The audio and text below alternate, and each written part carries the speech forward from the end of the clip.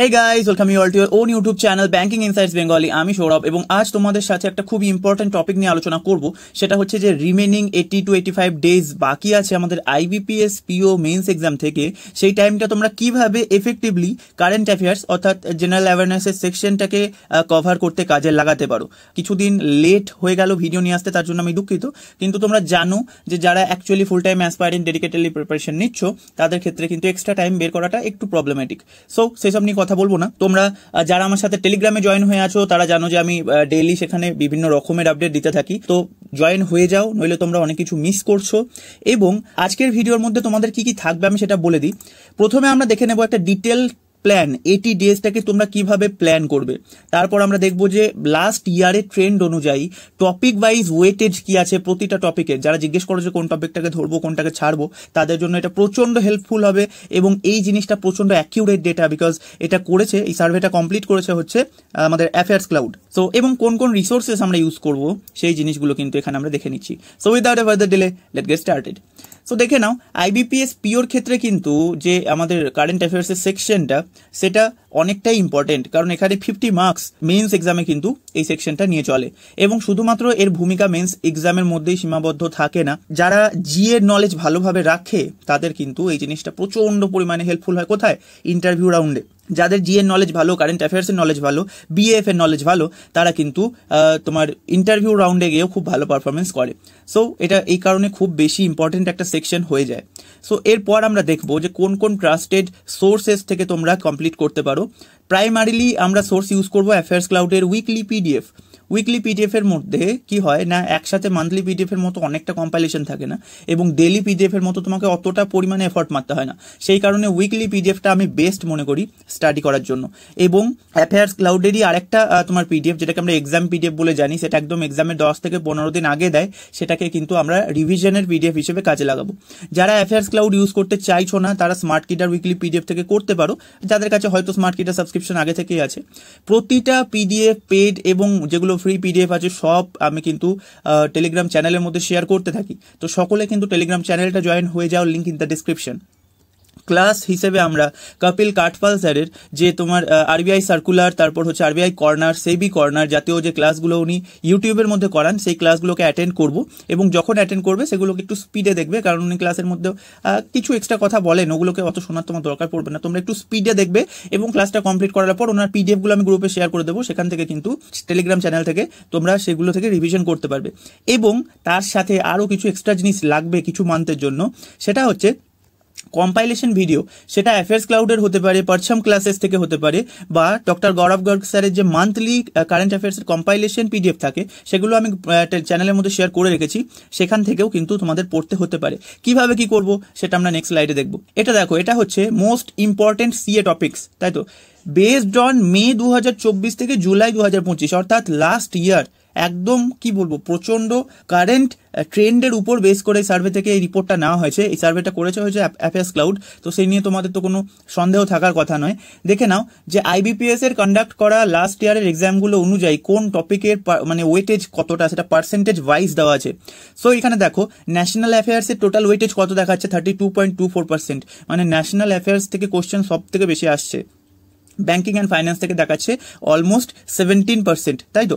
কিন্তু banking and finance থেকে কিন্তু আরও এখানে কিছু কিছু টপিক আছে যেগুলো ওর মধ্যেই তুমি ইনক্লুড করতে পারো, যেমন এই যে কারেন্ট স্ট্যাটিক ব্যাংকিং আছে, তারপর শুধু স্ট্যাটিক ব্যাংকিং আছে, তারপর বিজনেস নিউজ হয়ে গেল, বাজেট অ্যান্ড ইকোনমি হয়ে গেল, MOU এগ্রিমেন্ট, অ্যাকুইজিশন মার্জার, ঠিক আছে? এগুলোকে তুমি চাইলে ব্যাংকিংয়ের মধ্যে ইনক্লুড করতে পারো, কারণ অনেকটা করে পোর্শন কিন্তু এর ব্যাংকিংয়ের থেকেই আসে।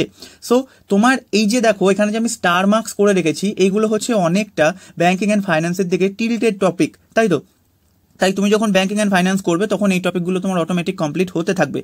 এখন যদি তোমরা বলো যে কোন টপিককে আমরা ছেড়ে দেবো, আমি কোনো টপিককে ছাড়তে বলবো না, কারণ এখনো 80 ডেজের কাছাকাছি সময় আছে। তোমরা এখন 2-3 বার রিডিং করে নাও, তারপর রিভিশনের টাইমে যে টপিকগুলো স্টার মার্কস দেওয়া আছে সেগুলোতে বেশি এমফাসিস দিও। যেমন ধরো এখানে স্ট্যাটিক জিকেতে আমি স্টার মার্কস দিইনি। স্ট্যাটিক জিকে তোমরা জানো যে প্রচন্ড ভাস্ট একটা টপিক এবং সেখান থেকে সব মিলিয়ে তোমার 7%, মানে যে স্ট্যাটিক জিকে এবং current static GK current static জিকেটা তুমি কারেন্ট অ্যাফেয়ার্স পড়লে সেখান থেকে পেয়ে যাবে, কিন্তু স্ট্যাটিক জিকে থেকে মাত্র 5.46% ওয়েটেজ স্ট্যাটিক জিকে রাখছে। তাহলে এর জন্য তুমি যদি হিস্ট্রি, পলিটি, জিওগ্রাফি সব পড়তে যাও তাহলে তো তোমার হয়ে গেল পরীক্ষা, তাই না? সো স্ট্যাটিক জিকেটাকে ওই জন্য তোমরা চাইলে ছাড়তে পারো। তো আমরা কি ধরবো কি ছাড়বো সেটা একদম কিছু ডেডিকেটেড সোর্সেস ফলো করব, সেখানে যা যা জিনিস দেওয়া থাকবে সেগুলোকে পড়বো, ঠিক আছে? এক্সট্রা এদিক ওদিক করবো না, লিমিটেড সোর্সেস রাখবো এবং সেটাকে আমাদের ফোকাস থাকবে মাল্টিপল রিভিশনে। এবং তোমাদের যে ডে প্ল্যানটা আমি এখানে প্রোভাইড করব সেই ডে প্ল্যানটা ফলো করা কিন্তু খুব সহজ হবে না, কিন্তু যারা ফলো করে নেবে তারা কিন্তু বাকিদের থেকে অনেক বেশি এগিয়ে থাকবে। এবং বিশ্বাস করো এবছর যারা ব্যাংকের এক্সাম ক্লিয়ার করবে তারা এর থেকে অনেক বেশি এফোর্ট কিন্তু তাদের স্টাডিতে দিচ্ছে, যদি তোমরা কেউ মনে করো যে ডি প্ল্যানটা ফলো করা খুব কঠিন। ওকে, সো এটা ছিল, এটা তোমরা স্ক্রিনশট নিয়ে কমেন্ট সেকশনের মধ্যে বলো, তাহলে আমি এর পিডিএফ কিন্তু টেলিগ্রাম চ্যানেলের মধ্যে শেয়ার অবশ্যই করে দেবো। ওকে, সো এখান থেকে আমরা এখন কোনো টপিককে ছাড়বো না, এখন প্রতিটা টপিকই করে চলবো, শুধু স্ট্যাটিক জিকেটাকে তোমরা ছেড়ে চলতে পারো। ওকে, এবার আমরা দেখবো ডিটেলড প্ল্যান, তোমরা কিভাবে 6 মাসের প্ল্যান নিয়ে চলবে, এটা খুব ইম্পর্টেন্ট, ভালো করে দেখবে, ঠিক আছে? প্রতিটা জিনিস টাইম লাইনকে আমি হিসাব রেখে প্ল্যানটা বানিয়েছি। সো আমরা 4টে ফেজের মধ্যে কিন্তু অ্যাকচুয়ালি 6 মাসের কারেন্ট অ্যাফেয়ার্সকে কভার করার চেষ্টা করব। জুন আর জুলাই, ফার্স্ট ফেজে থাকবে জুন আর জুলাই। এটা হচ্ছে আমরা টোটাল ডে 1 থেকে ডে 80 দিনের একটা চ্যালেঞ্জ প্ল্যান হিসেবে কিন্তু এটাকে নিয়েছি। ফেজ 1-এ থাকবে জুন প্লাস জুলাই, অর্থাৎ আমরা একটা মাসকে 4টে উইকলি পিডিএফ এর মধ্যে ডিভাইড করব। 4টে উইকলি পিডিএফ, কারণ জানো 4টে সপ্তাহ থাকে একটা মাসে, তো প্রতিটা সপ্তাহের জন্য একটা করে উইকলি পিডিএফ। একটা উইকলি পিডিএফ তোমাকে কমপ্লিট করতে হবে 3 দিনের মধ্যে, অর্থাৎ 4টে উইকলি পিডিএফ করতে তোমার টোটাল লাগছে কতদিন? 12 দিন। এবং 2 দিন আমরা দেবো রিভিশনের পিছনে, অর্থাৎ একটা মান্থকে কমপ্লিট করতে তোমার টোটাল টাইম লাগছে কত না 14 ডেজ, 14 দিন টাইম লাগছে, এবং 2 মাস করতে 28 দিন টাইম লাগছে। তো টোটাল তুমি জুন জুলাই কমপ্লিট করবে 28 ডেজের মধ্যে, বোঝা গেল? কোথায় থেকে করবো? অ্যাফেয়ার্স ক্লাউডের উইকলি পিডিএফ থেকে করবো, ঠিক আছে? তারপর আমরা ফেজ 2-তে কি করব না এপ্রিল আর মে মাস। আচ্ছা, তোমরা জিজ্ঞেস করবে যে ফেজ 2-তে কেন আমরা আগস্ট বা সেপ্টেম্বর রাখিনি? কারণ তোমরা যখন জুন জুলাই কমপ্লিট করবে তখন হয়তো দেখা গেল যে তুমি আগস্ট মাসের সেপ্টেম্বর মাস তোমার চলে এলো, কিন্তু সেপ্টেম্বর মাসের হয়তো দেখা গেল যে তোমাকে সেকেন্ড উইক করতে হচ্ছে, কিন্তু তখনও দেখা গেল যে সেপ্টেম্বর মাসে সেকেন্ড উইক আসেইনি, তাহলে তুমি পিডিএফ কোথায় পাবে? তো টাইমটাকেও তো ম্যানেজ করতে হবে, টাইম লাইনের সাথে সাথে তোমাকে সময়ের মধ্যে দেখতে হবে তো কোন কোন পিডিএফগুলো আসছে, ঠিক আছে? যদি তুমি সেপ্টেম্বরের ফার্স্ট উইকে থেকে সেপ্টেম্বরের সেকেন্ড উইক পড়তে যাও তাহলে তো পিডিএফই পাবে না, তাই না? সো সে কারণে আমরা এই জুন জুলাই কমপ্লিট করার পর এপ্রিল আর মে মান্থটাকে কমপ্লিট করে নেব। এপ্রিল এবং মে মান্থের জন্য কিন্তু আমরা 10 দিন সময় রেখেছি, ঠিক আছে?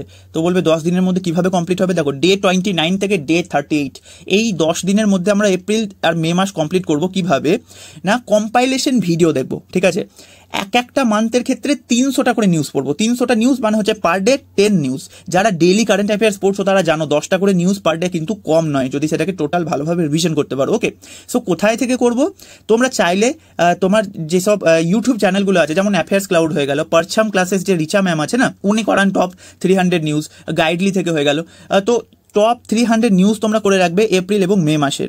যারা ভিডিও থেকে করতে চাইছো না, ঠিক আছে, এই দেখো এখানে আমি লিখে রেখেছি ফেভারিট মেন্টার্স কম্পাইলেশন ভিডিও। তোমার যেসব টিচারের কাছে তুমি পড়তে পছন্দ করো তাদের কাছে টপ 300 কোশ্চেন দেখে তার নোটস বানিয়ে রাখবে। ওকে, সেটার জন্য 5 দিন এনাফ ফর 1 মান্থ, ঠিক আছে? তো 5 দিন এখানে টোটাল 10 দিন আমি রেখেছি।